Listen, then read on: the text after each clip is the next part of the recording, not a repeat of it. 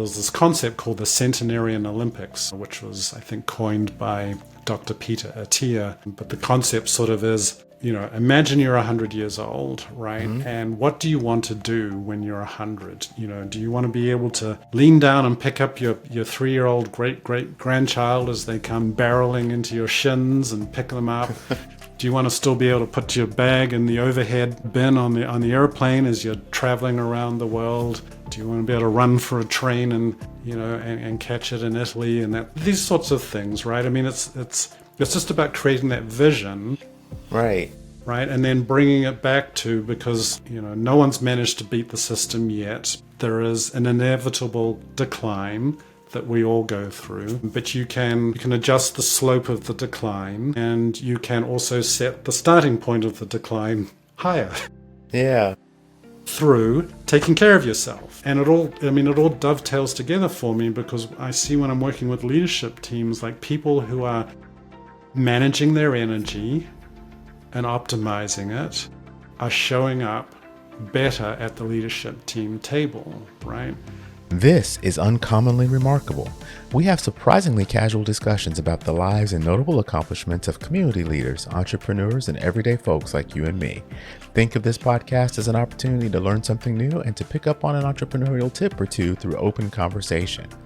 I'm Artis Beatty. I'm a doctor of optometry and the chief medical officer for My Eye Doctor OD. Though we will inevitably touch on topics within my area of expertise, the opinions and conversations held here are separate from my work with My Eye Doctor. Welcome to the show. Welcome, Steve. It is fantastic to have you here on the show. Thank you so much for spending some time with us today. Thank you very much for having me. I really appreciate being here today. I'm really excited to talk to you because there are a lot of things that I find very interesting about what it is that you do today and how you got there. And so as we go through the conversation, I think people are just going to learn a whole bunch about themselves, a little bit about yachting, which I think is actually pretty interesting, but also a whole bunch about how to think about themselves as part of a team and being a high performer in that team as well. Right. So why don't we start where you are today, and then we'll come back to that here in just a bit. But today you're spending your time helping other people learn how to build, perform, and be part of high-performing teams. Yes, 100%. So I actually work with like two different client groups, but they intersect and there's overlap. So firstly, I work with entrepreneurial leadership teams. So this is usually teams that are running small to medium-sized businesses, somewhere between 3 million to up to 500 million or so. But it's a group that's coming around the table, right, to be able to set the vision for the business, to show up, to be strategic thinkers in the business. And then I help them with, helping them develop their strategy, but then help them bring it down to the ground and get traction, get the discipline, get the accountability, and then also work together as a healthy, functional team, right? Because this is really the sort of the crux of it all. There's that very common saying out there, culture eats strategy for lunch. And I see that all the time. So we've really got to focus on who that leadership team is being when they're together.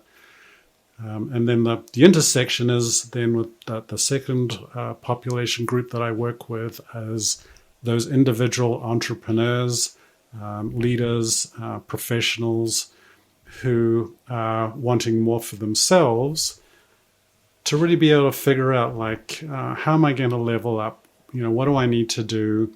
Maybe they've got some feeling that they're not doing not being as effective as they could be in their lives. Maybe there's a bunch of mental, thought patterns and things that they are seeing that aren't serving them. And they'd like to be able to work with those. And then also, what I tend to find is with people who have been running hard, building businesses, creating amazing things in the world, is at some stage they can sometimes come and, get to a point where they're sort of like, why am I doing this exactly? Mm-hmm. They've kind of like lost maybe touch with the original sort of motivating forces, and are wanting to come and reconnect back to, their purpose and who they are, and get to a place where they're in more ease and flow in what they're doing in their lives. So, as I said, there's an intersection there because, of course, when I'm working with a leadership team, it's still a group of individuals who are showing up at that strategic planning table together. And so, as we think about the work that you're doing today, it feels like this is really something that's a calling for you. You've had a lot of experience that kind of brought you to wanting to help people in this regard, but it's not exactly where you started. And so, can you talk a little bit about your early career, which is seemingly very different than where you are today? Yes, and it is. It's been quite a journey that I've been on, quite a voyage. And so I started my career coming out of college. I'd studied mechanical engineering in college, and my first job was on a professional sailing team. So I was part of a team. I worked for a year and a half to get a boat, an 85-foot racing ketch, ready to go sail around the world.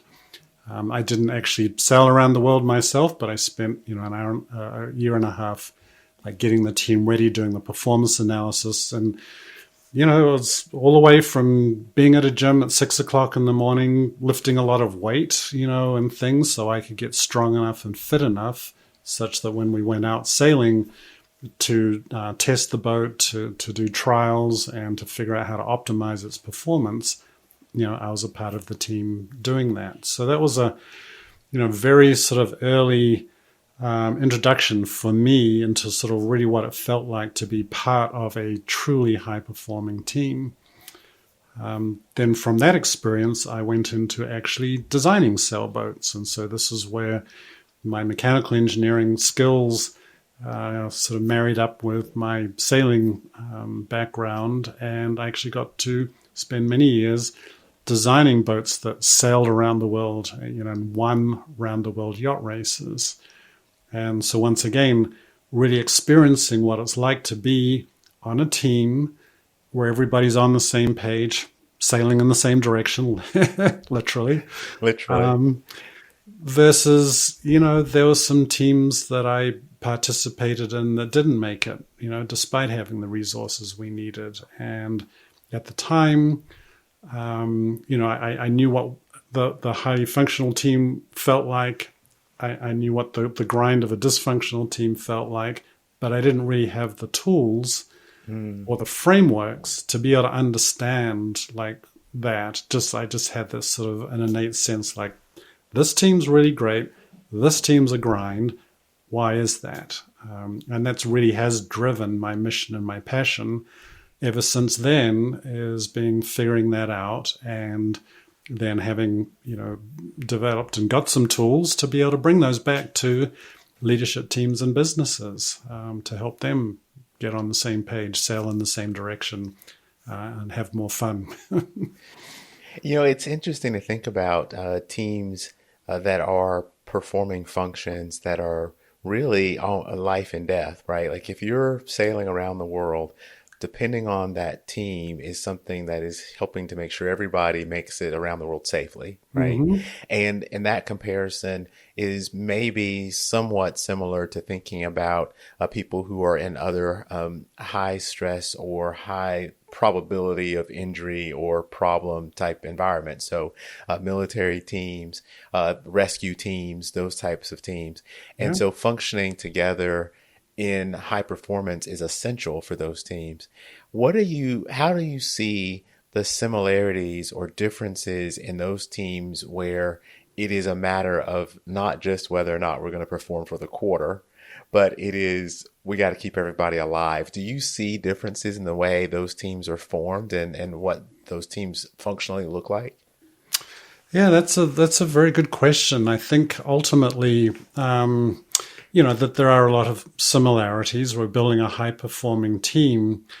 I think, there's a bunch of different aspects that are coming up for me right now. I mean, one of them is certainly being sort of very purpose oriented. In other words, like, being very clear about why it is that we're here.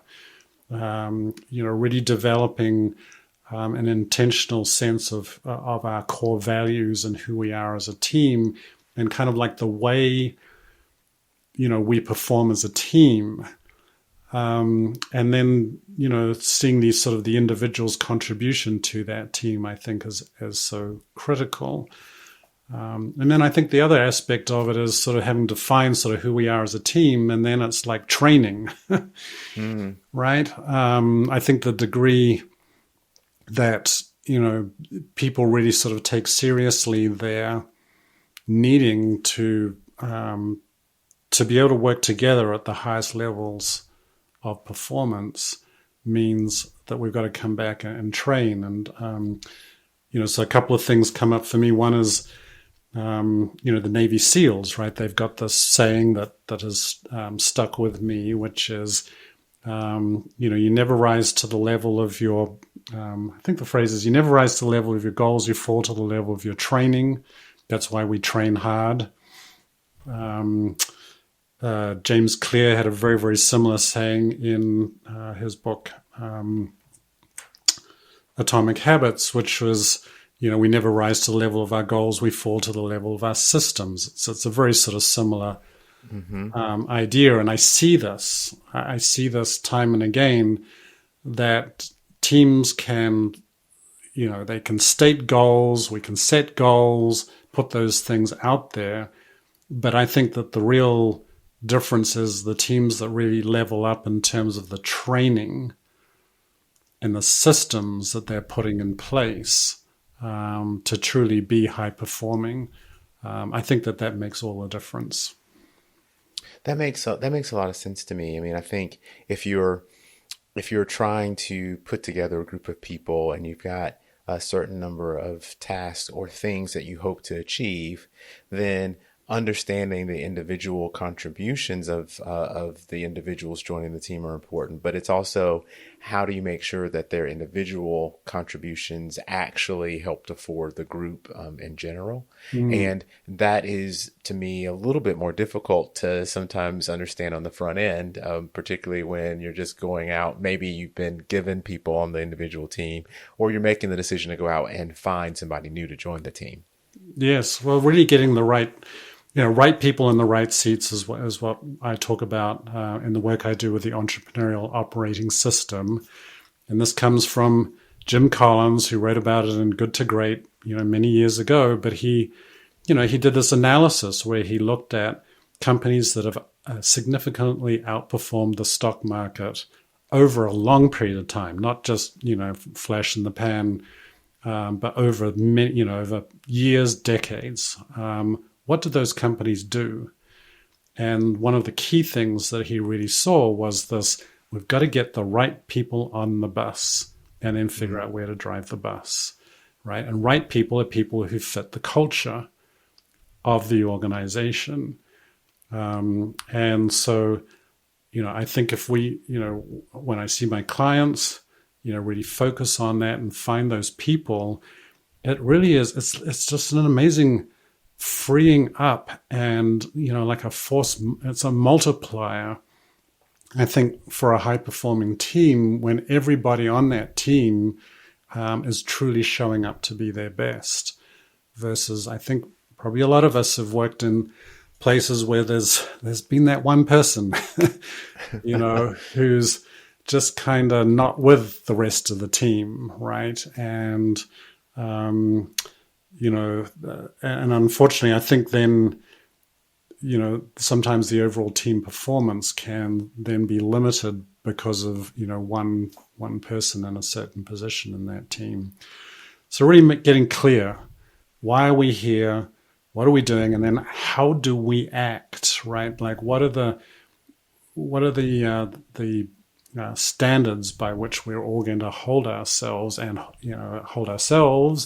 hold each other collectively about what it is that we're going to do. And you mentioned you've come from a clinician background, and I was at a conference earlier this year. A couple of doctors, orthopedic surgeons, were talking about how they were running their operating room with a truly high-performing team.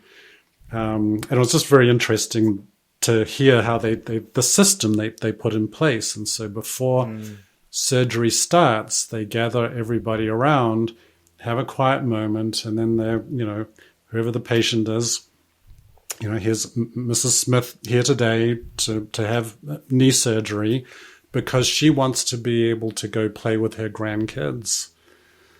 Right. And I just, and then go around the room. Are we all clear about what the objective is? It's not just doing knee surgery. The objective is for Mrs. Smith to be playing with her grandkids, right? And what's everybody in the team, I'll make sure we're all on the same page about that's the objective, right? And it's, of course, it's taking that inspiring goal, right? We're not just here to get through this surgery. We're here for this inspiring goal that we're going to, get Mrs. Smith back up on her feet again and playing with her grandkids, right? And I think that's creating that inspiring goal, and then having everybody in the team see their place in that goal, right? The want to be a part of that goal. And knowing that as a team, we're going to all level up to be able to get to that objective is a very, very powerful thing. That is a very, very powerful thing, because not only does it humanize the experience, but everyone has that thing that they want to be able to do. And so you can imagine yourself, and if you were in the position, that thing that you would want to be able to participate in. How hard is it, though, to establish what that North Star is, that aspirational goal for organizations or individuals? Yeah, I think it can take a lot of work. When I'm working with a leadership team, it takes 2 to 3 sessions for us to really sort of have the discussion, to be able to put some things up on the wall, to be able to come up with that inspiring goal. And then I come back to it with teams every quarter, every 90 days. We get back in the room and look at the vision and say, is this still a good vision? Right? Go around the room. Is everybody still on board with this vision, or do we need to change it? Right? But we really want to make sure that everybody is still signing up for the vision, and it's just something that needs to be looked at and reaffirmed and come back to on a very regular basis. I think when I'm working with individuals, it can go a little deeper. I think there's something about an individual entrepreneur or leader or professional, as I was sort of talking about before, getting to that sort of point in their life when they're thinking about, like, what is my purpose? Like, what am I doing here? What is my vision? Because then I think we start at that deeper level, we start wrestling with what I'll call the judging voice, the head trash, the other things that, can come up inside someone's thought processes about whether or not they're able to achieve the vision. I think collectively as a team, there's more momentum. Like when we have got a group of people, there's some esprit de corps in that, but everybody's going to help each other. But at an individual level, I think then it really does come down to what's going on between the ears here. How do we see the world, each other, and ourselves? It's fundamental. Well, that's an interesting topic, though, because I think maybe I'll ask it this way.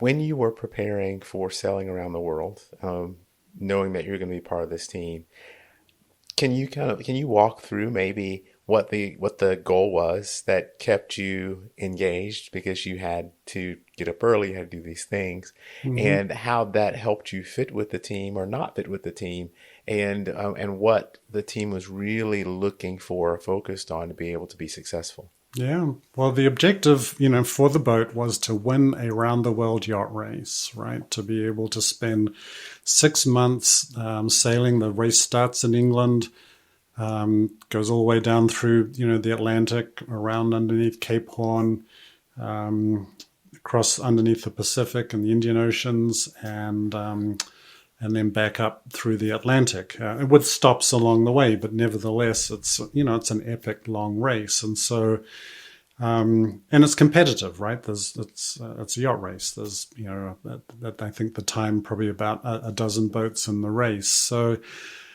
I think that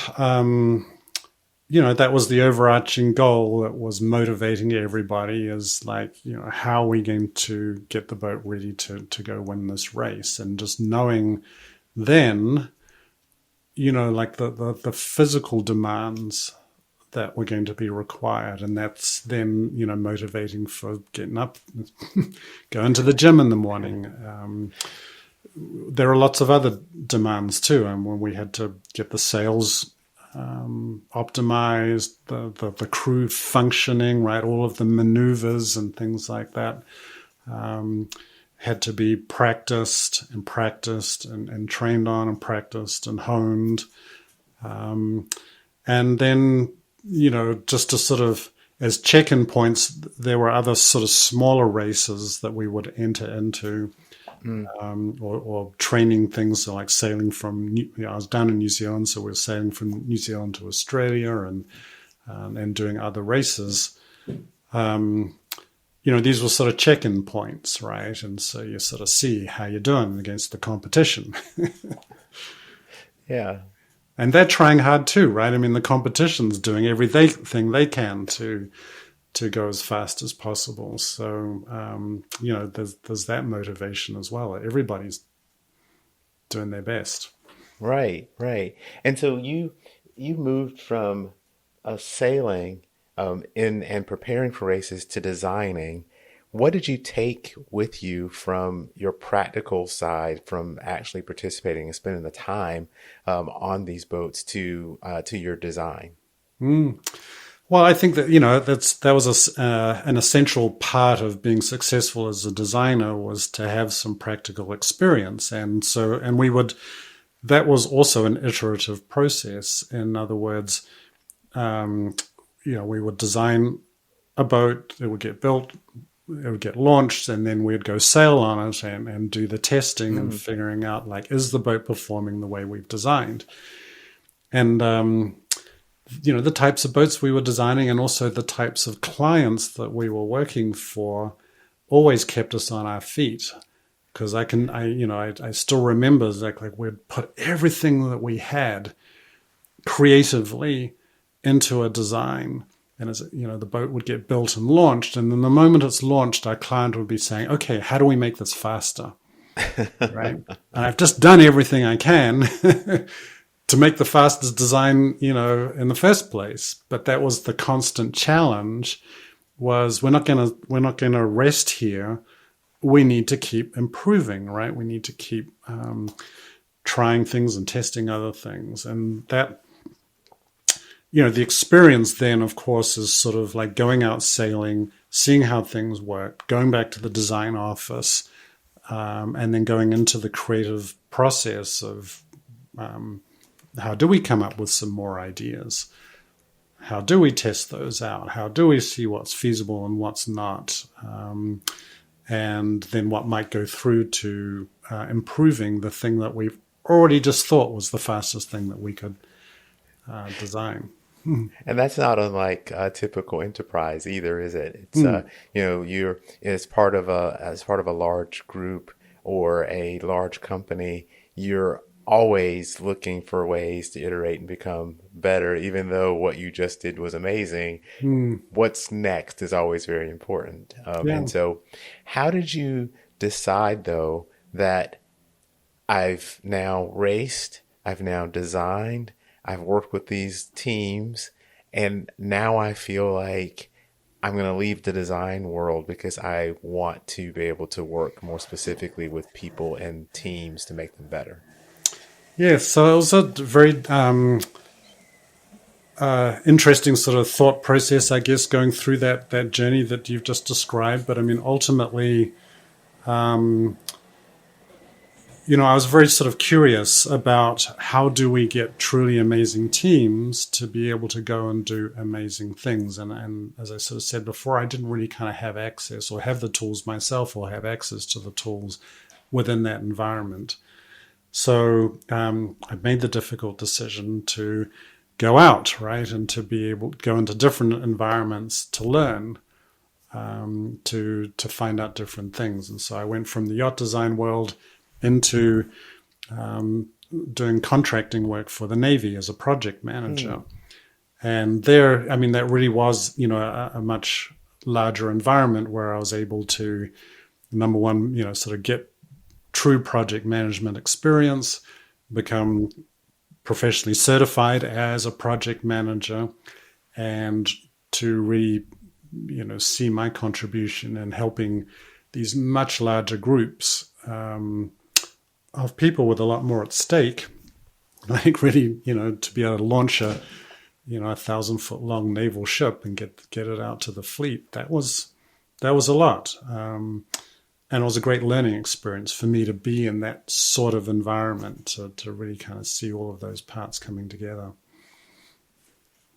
And then as you were working there, you somehow made the transition though and said, I've learned to project manage. So these are building blocks, I kind of think, right? So you have now learned to scale what you were doing before into something larger, and you gain the skill of project managing.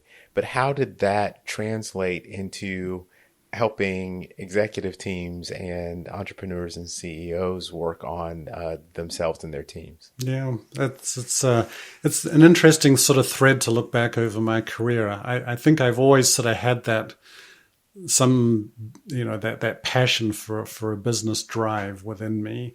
Within the yacht design business, I rose to become a leader in that business over many years. When I was working as a government contractor, I wasn't just always focused on my government clients. I was also looking, within the company, and it's like, how does this big corporation work and things. And so I also went and did an executive MBA program right in the middle of my career, because I wanted to learn, within this, as you're talking about, scaling up into this bigger picture. But then I think, so I did that for 10 years. It was a long period of time. But ultimately, I'd been assigned to a project towards the end of my time there that I really just sort of saw that I didn't think that my talents or what I wanted to do in the world were being sort of really very well used on that particular project. And I was kind of curious about, I really loved the sort of the entrepreneurial world. Because there's one thing about the government world that it was a great learning environment, but it's also pretty much a very sort of risk averse environment. There's layers upon layers upon layers. So I sort of wanted to get back to that, more inspiring environment when I was designing sailboats. I mean, of course, this is a very risky environment. If we design the boat, too heavy with too many safety factors, and the crew gets upset at us because the boat's weighs too much. Yeah. If we don't design it with enough safety factors and something breaks, the crew gets angry with us because the thing broke. So we sort of got to, thread the needle in there. And I think, and this comes back to sort of something that jogged from what you were saying before, is sort of like being in this environment where you have to make, weighty, important decisions, but with incomplete information, was something that I think I did reasonably well at that. And I sort of liked being in that kind of environment. And I think that's, there's so much of entrepreneurship with that, right? We're trying to build the business. We've got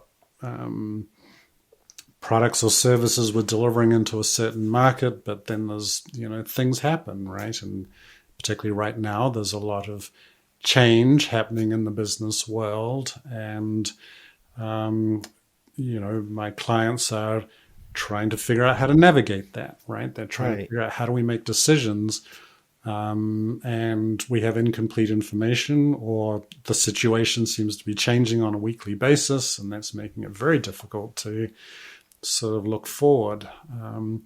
So, anyway, long story. I was sort of really wanting to get back to my entrepreneurial roots, so I decided, yes, to make the decision to leave the government world, and have started my own business, which I've been pretty much doing for the last 10 years. It's within that self, it's had a number of different iterations.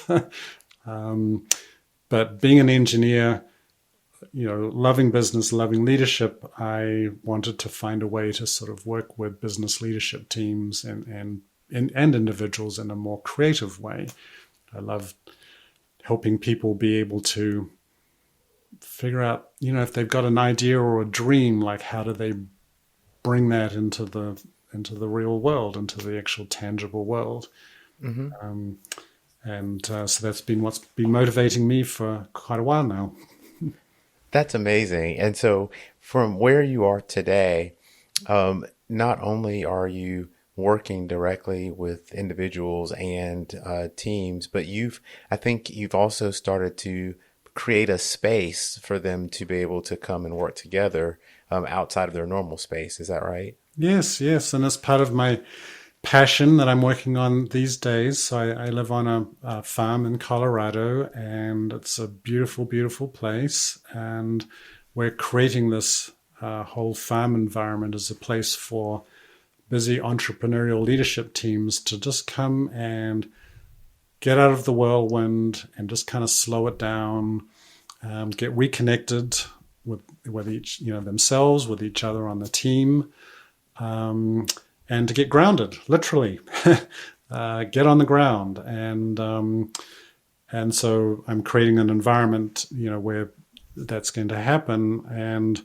because what I really sort of see is, when people they're in the whirlwind of the business and in what we call it being in the business, right? All of the day-to-day stuff, it's very difficult to kind of get their head up and to take a step back, get a little bit of perspective about where are we and where should we be going. And I really want to create an environment around that. And, along the way to be able to feed people a healthy farm-to-table lunch. I mean, this sort of brings in a lot of very personal passions of mine around, being healthy, as a human being is one thing. I mean, there's this concept called the Centenarian Olympics, which was, I think, coined by Dr. Peter Attia. But the concept sort of is, imagine you're 100 years old, right? Mm-hmm. And what do you want to do when you're 100? Do you want to be able to lean down and pick up your 3-year-old great-great-grandchild as they come barreling into your shins and pick them up? Do you want to still be able to put your bag in the overhead, bin on the airplane as you're traveling around the world? Do you want to be able to run for a train and catch it in Italy and these sorts of things, right? I mean, it's just about creating that vision, Right. right, and then bringing it back to, because no one's managed to beat the system yet. There is an inevitable decline that we all go through, but you can adjust the slope of the decline, and you can also set the starting point of the decline higher. Yeah. Through taking care of yourself, right? And it all dovetails together for me, because I see when I'm working with leadership teams, like people who are managing their energy and optimizing it are showing up better at the leadership team table, right? People who are managing their mental state of mind and how they see the world make better decisions as leaders of organizations. People who are getting enough sleep, Yeah, it's a Hmm. basic thing, right? But if you're not getting enough sleep, then you're not going to be in the best position to be making the decisions you need to make in the business. Um, and these things, and so it all sort of ties together for me. Is the personal side of looking after yourself as a leader helps you show up as a better leader in an organization. It's that whole concept of mental fitness, right? Like as you, all the things that you have to do both physically, emotionally, and mentally to make sure that the ducks are in a row, so that you can perform and make the best possible decisions. Mm. And a lot of people, I think, discount some of the physical things that you should do in order to keep the body healthy. I think we're learning more and more about dementia as an example, Mm. right? And that hearing plays a role in the development of dementia. Mm. And some of the research is pointing to brains that are occupied with trying to compensate for other types of physical issues lose their ability to keep the memory and the other function intact, right? And Mm. so it's important for people to be able to hear, and so the hearing having hearing assessments and hearing aids help out so that they don't have the brain trying to compensate for the lack of hearing and they don't move towards dementia. And so I think a lot of what you just mentioned are things that are not necessarily thought of top level, but when you start to dig down lower, you realize how important these pieces are, right? Yeah. And it is when you start to look at people and teams that are more successful, it's probably a correlation to making sure that some of these other things are actually functioning the way they should be too. Yes. Yeah. No, it's hugely important. I think I'm a big believer in this.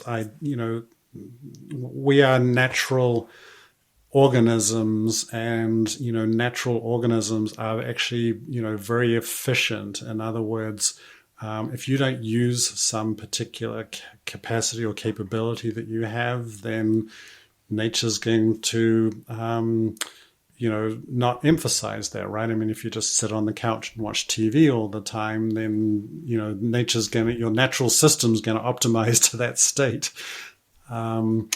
So we need to keep, in my view, keep maximizing the sort of like what I call like the window of tolerance, the envelope of your capacity and capabilities in the world. Mm-hmm. And so physically, and I'm seeing this as I get older, right? It's sort of like doing things like yoga and stretching because sometimes like the physical act of like picking something up off the floor, like, I mean, this ends up being a tenuous thing, right? If you don't lean down and pick stuff up off the floor all the time. To your point about hearing, right? I mean, if we don't use the hearing capacity, then the brain part decides, well, we don't need to expend energy on this. We'll just switch that part of the brain off or That's whatever. right. But I see this, so when this translates into leadership teams and leaders, the ability to be able to metabolize stress, right? The mental fitness training, like what's going on when something happens at work or even in the home life, but when some situation comes up, if you haven't trained for it per se, if you haven't sort of kept your envelope, your window of tolerance wide enough to be able to take on what's happening, you become triggered, right? And then the amygdala takes over, fight, flight, fear, freeze, those sorts of things. Well, you're no good as a leader in a Mm-hmm. business when you're operating out of your amygdala, right? Because you're going to be making, these decisions not out of the, a rational part of your brain. So what do we have to do, right? We have to be able to put ourselves in situations, and it's hormetic stress situations, right, where we're sort of deliberately doing something that does stress us so that we can, but in a safe way, right? So that we can Right. keep our window wide so that when something really does happen at work, we've got it, right? We can stay in that grounded, thinking frontal cortex, switched on, like I've got this, I've got the confidence Right. to be able to deal with the situation. And I see this all the time. I work with high performing entrepreneurs who make a lot of decisions every day, and then they're waking up at 2 in the morning and they're like, did I make the right decision Mm, yesterday? Am I the right person to be making these decisions? Do I have what it takes to be able to lead this business? Right? These are just natural things that do, thoughts that come up in people's minds. And I work with my clients to be able to notice these thoughts are happening. And then through this, what do we call a distinction, that you can choose your thoughts, right? Simple, but not easy, right? You can actually choose to reframe how you're seeing things, choose different thoughts. But it's not just, I can't just, wave a magic wand, snap fingers, and have somebody think differently. We have to train for that, right? I that's have right. to go through, a period of time of noticing and shifting, noticing and shifting, noticing and shifting, and doing that when you're not stressed and triggered, so that when you do get into a stressful situation, you're like, oh, muscle memory, I've got this. I know how to be That's able right. to reframe a thought here. Yeah, and that speaks to that whole concept of neuroplasticity, the ability of the brain to rethink or repattern itself based on the new inputs and the directed behavior, which I think is absolutely fascinating. Hmm. So, if people are interested in learning more about you and farther in this conversation, how do they do that? Great question. Thank you. So my website is stevemorriscoaching.com. That's a good place to start out. I've got a free course on my website, and it's called Creating Your Morning of Distinction. And as we've sort of been talking about in this conversation, I really sort of see, and I know this for myself, I've got gained so much for myself from starting my day off on the right foot. And, if you're one of these people that sort of wakes up in the morning and then your brain just starts hamster wheeling away the moment the alarm goes off. What about this? And what, oh my gosh, all of these things, right? It's not the most optimal way to start the day. And so in this course, Creating a Morning of Distinction, I've got 10 different things that people can try Oh, wow. that, can just maybe interrupt the hamster wheeling brain and start doing some more useful things to get your day off on the right foot. And, they're things that I've gained from listening to other podcasts and people, for example. So one of them is getting outside and getting, natural daylight into your eyes. This comes from Andrew Huberman, where he's sort of talking about we've got all these hardwired circuits in our brain, right? And we can switch them on and use them in a beneficial way if we do things like get outside, right? And so, so that course has a bunch of these tools and techniques, if you like, that I have found very useful for myself. I work on with my clients. It's free. So people can Well, that's sign up and fantastic. download it and get access to it. That's amazing. That's amazing. Well, I really think that you've had such a varied experience, but I love how it really all ties together, and the consistency of performance and teams and how the individuals contribute to that team. I think is really amazing. Even when you start to think about it across different industries, and in your case, across different phases of your careers.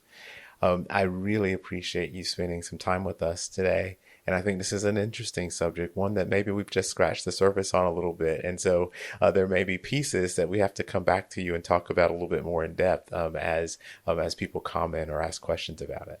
Yeah, well, thank you very much. It's been a great conversation. I've really appreciated it. And yes, I can talk about this stuff for hours. It's an endless passion for me. So thank you very much. If you've made it this far, then I have to thank you for your time.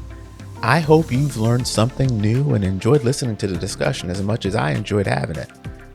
I'd love to hear from you about the show because we're working really hard to bring you great content, and the feedback really helps us get better. If you like what you've heard or watched, for those of you who are streaming out on YouTube, then take a split second to give us a thumbs up or a like. It really helps other people like you find the show too. And no one likes to miss out on the good stuff. So go ahead and subscribe and hit the notification bell so you don't have to wonder when or if there's a new episode. And until next time, stay remarkable.